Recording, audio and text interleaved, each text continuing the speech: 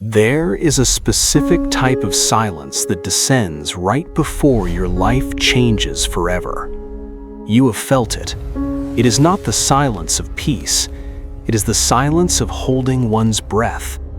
It is the sudden, inexplicable urge to take a different route home, or the heavy, metallic taste of dread that fills your mouth before the phone even rings. Most of you dismiss these moments as paranoia. You call it anxiety. You call it coincidence.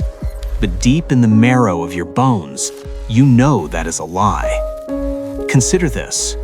Why is it that you trust your memory of the past, which is often flawed and fading, but you aggressively doubt your memory of the future?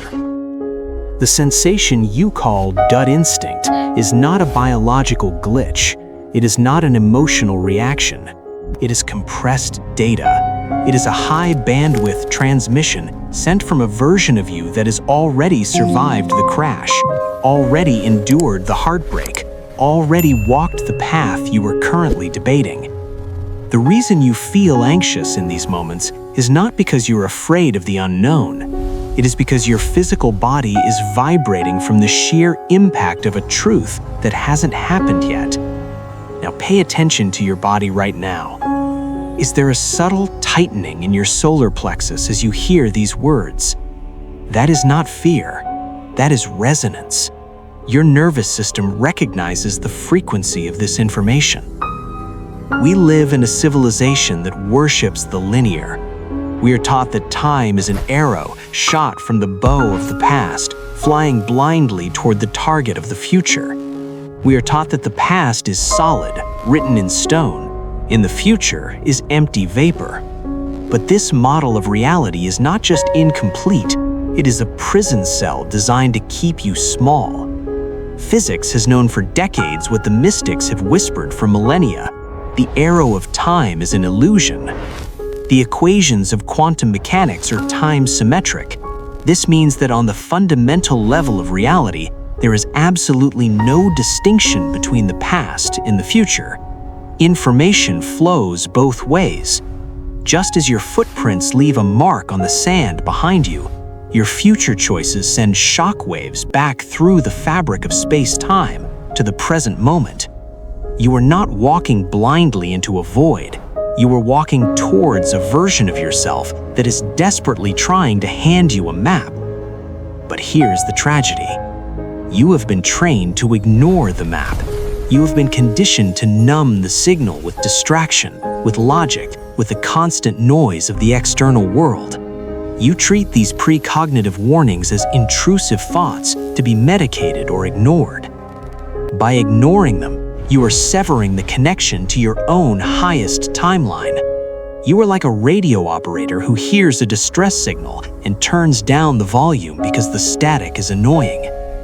The purpose of this transmission is not to comfort you. It is to recalibrate your receiver. We are going to dismantle the linear lie. We are going to look at the physics that proves your future is not something you create. It is something you remember. The future you want is already alive, breathing, and waiting. The only variable is whether you are brave enough to listen to what it is saying. Let us strip away the comfortable illusion of your calendar. To your conscious mind, time looks like a river flowing in one direction, from the mountains of the past to the ocean of the future. But if you were to zoom in to the fundamental fabric of reality, to the quantum basement where the rules of your existence are written, you would see that the river flows both ways. This is not a metaphor. In 1978, the physicist John Wheeler proposed a thought experiment that would shatter our understanding of history. It is known as the delayed choice experiment. It posed a terrifying question. Can a choice made now change what happened yesterday? Imagine a photon, a particle of light, traveling from a distant star. It travels for billions of years across the cosmos. It can take one of two paths around a galaxy to reach Earth. According to classical logic, The photon must have decided which path to take billions of years ago, long before you were born. But quantum mechanics reveals something impossible. The experiment proves that the photon does not decide which path it took until the very moment you measure it today. Your act of observation in the present reaches back through billions of years of time and forces that particle to have taken a specific route. The present is not just the result of the past. The present is the author of the past. Let that sink in. Visualize the light from a star hitting your eye. In that microsecond of contact, you have just written the biography of a particle that is older than the Earth itself. If your observation can rewrite the history of a photon, what makes you think your consciousness isn't doing the same to your own life? This brings us to the concept of retro-causality. In standard physics, cause always precedes effect. You kick a ball and then it moves. But in the quantum realm, the effect can occur before the cause.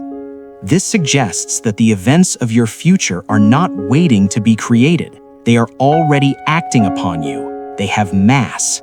Just as a black hole bends light with its gravity, significant events in your future, your destiny points, exert a gravitational pull on your present. Einstein called this the block universe. He proposed that the past, present, and future exist simultaneously as a solid four-dimensional block. Your birth and your death are both happening right now at different coordinates in the block.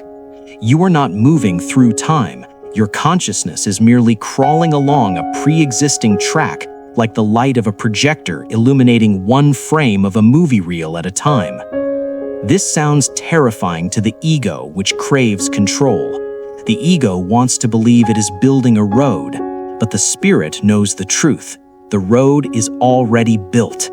The anxiety you feel, that pull, that magnetism towards a specific person, a specific city, a specific danger, is the gravity of the future pulling you toward the next frame of the film. Pause for a moment. Close your eyes. Can you feel a subtle pull in your life right now? A direction that makes no logical sense yet feels inevitable? That is the gravity of the block universe. That is the future you reeling you in.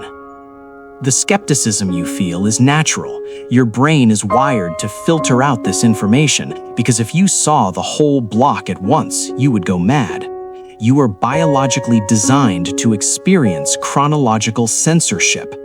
But the filter is not perfect. It glitches, it leaks, and when it leaks, you get déjà vu, you get gut instinct, you get prophetic dreams. These are not hallucinations. These are moments where your consciousness momentarily detaches from the single frame of now and scans the real ahead.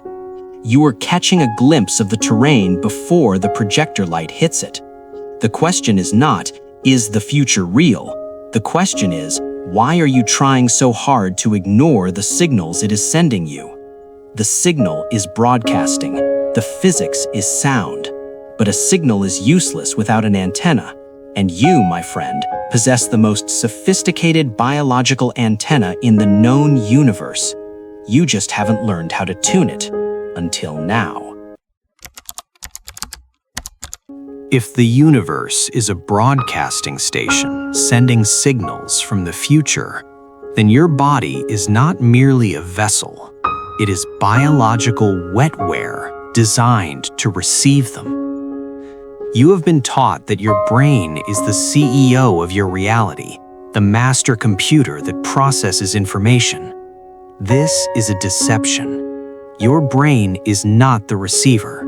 Your brain is the filter. The actual antenna is much older, and it is wired into the deepest, darkest parts of your anatomy. Consider the physical sensation of a gut feeling. Why there? Why not a brain feeling? Embedded in the lining of your intestines is the enteric nervous system, often called the second brain. It contains over 100 million neurons, more than you have in your spinal cord. This system is connected to the brain by the vagus nerve, the longest cranial nerve in the body.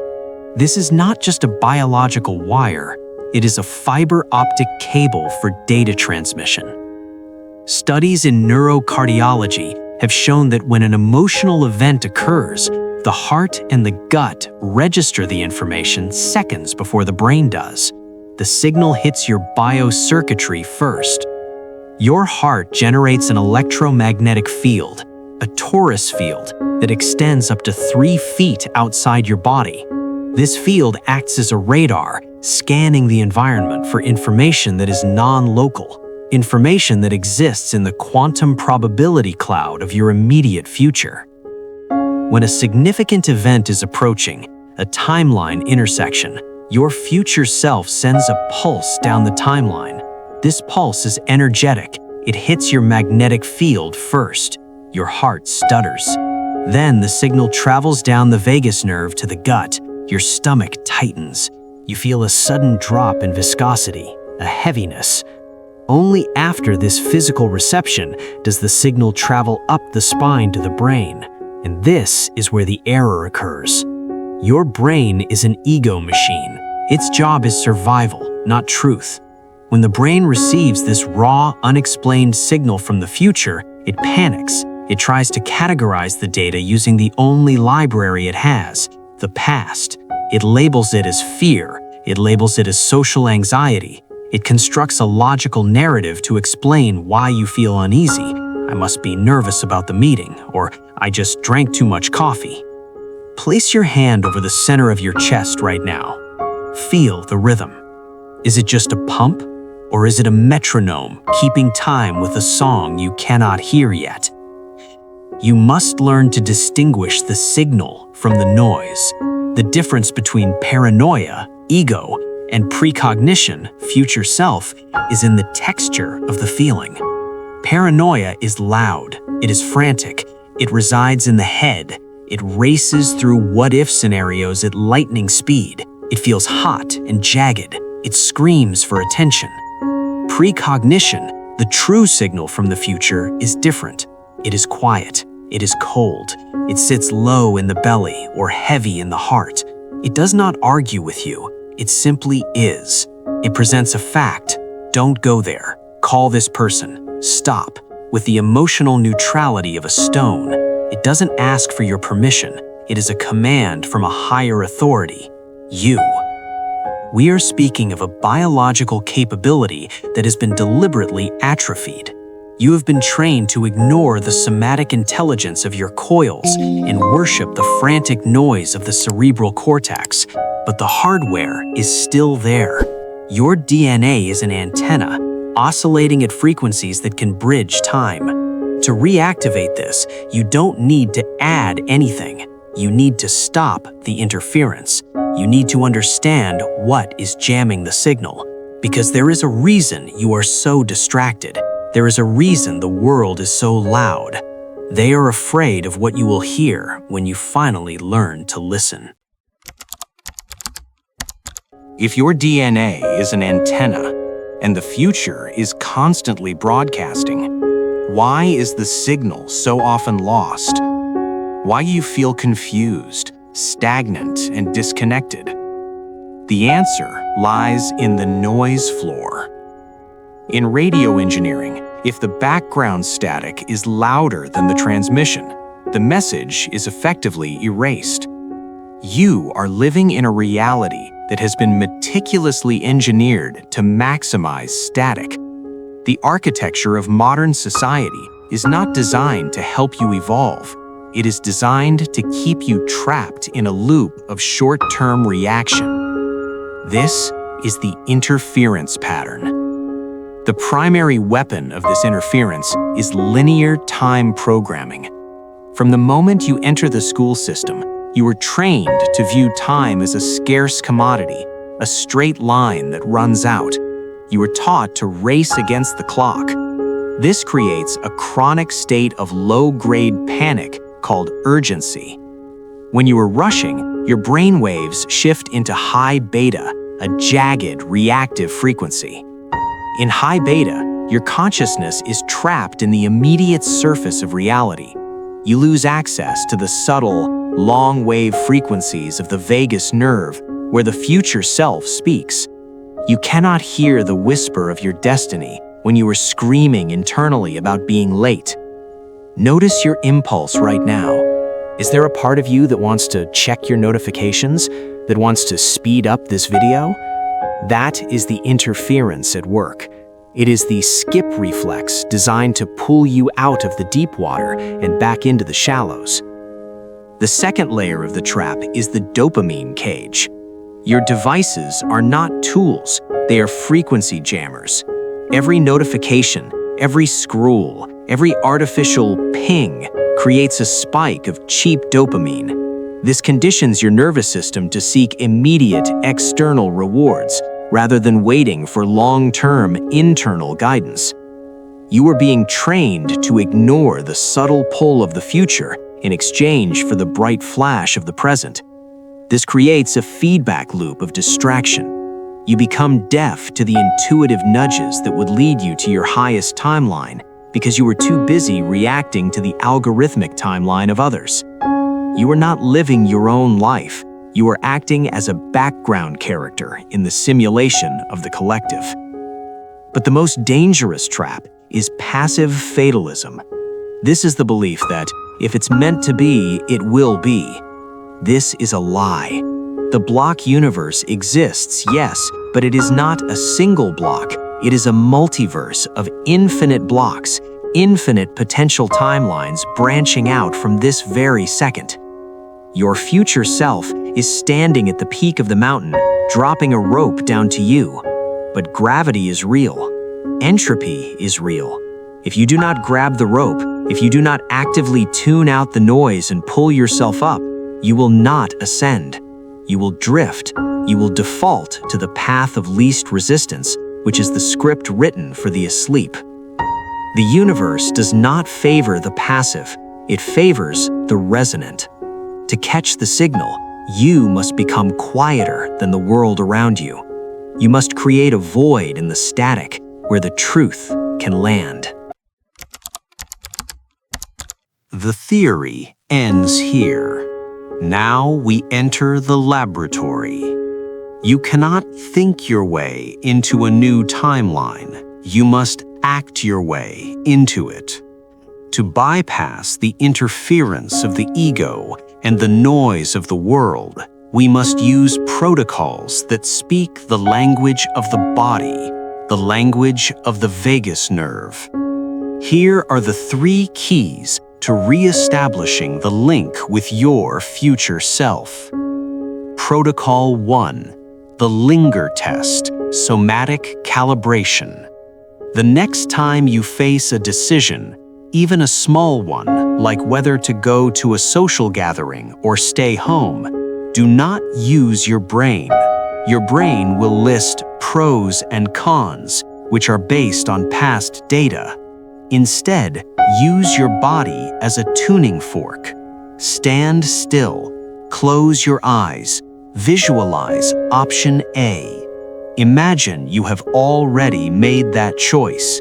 You are in that future scenario.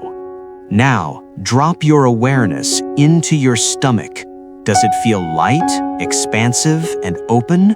Or does it feel heavy, contracted, and tight?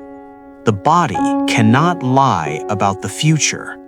A sensation of contraction, a subtle nausea or closing off, is your future self slamming the door, warning you of a dead end. A sensation of expansion, even if it is accompanied by fear, is a go signal. Stop analyzing. Start feeling the weight of the timeline before you step onto it. Protocol 2, the hypnagogic query, the twilight bridge. Your conscious mind is too rigid to receive complex downloads during the day. The best time to communicate is during the hypnagogic state, the transition zone between wakefulness and sleep. This is the state used by Tesla and Dali to access information beyond their intellect. Tonight, as you lie in bed, right before you drift off, do not scroll on your phone. Do not replay the anxieties of the day. Instead, ask a single, clear question to your future self. Show me the next step. Who do I need to become? Then, let the question drop into the black water of your subconscious. You are planting a beacon. During the night, while the ego sleeps, your higher consciousness will scan the timeline for the answer. You may not wake up with words. You may wake up with a mood, a sudden urge, or a dream snippet. That is the download. Trust it. Protocol 3. Anchoring the glitch. The matrix relies on your forgetfulness. When a synchronicity happens, when you think of someone and they call, or you see a repeating number sequence, the ego tries to dismiss it as a fluke. Do not let it. Buy a physical notebook. Do not use an app. When a glitch happens, write it down. 10 a.m. Felt urge to take the side road. Saw an accident on the main road later. By recording these moments, you are telling your reticular activating system that this data is important. You are reinforcing the signal. You are telling the universe, I hear you. The more you acknowledge the signal, the louder and clearer it will become. This is not a passive process. You are building a bridge, stone by stone, back to the version of you that is waiting at the finish line. We arrive now at the final truth. The purpose of understanding retro-causality is not to predict the winning lottery numbers or to avoid every moment of discomfort. That is the desire of the ego, which seeks safety. The purpose of this work is far more dangerous and far more beautiful. It is integration. You are currently living in a state of separation. You perceive yourself as a lonely fragment drifting downstream, hoping the current is kind. But the moment you start acting on the signals from your future self, the moment you pause, listen to the gut, and honor the quiet command over the loud fear, you stop drifting. You begin to steer. Every time you trust that subtle nudge, you are collapsing the timeline. You are pulling the future into the present. You are merging with the version of you that has already won. Think of your future self, not as a stranger, but as an architect who has already built the house you are trying to find. They are standing in the doorway, flashing a light to guide you through the woods. Every time you ignore the signal, you remain lost in the dark. Every time you follow it, you take a step closer to the doorstep. Eventually, the gap closes.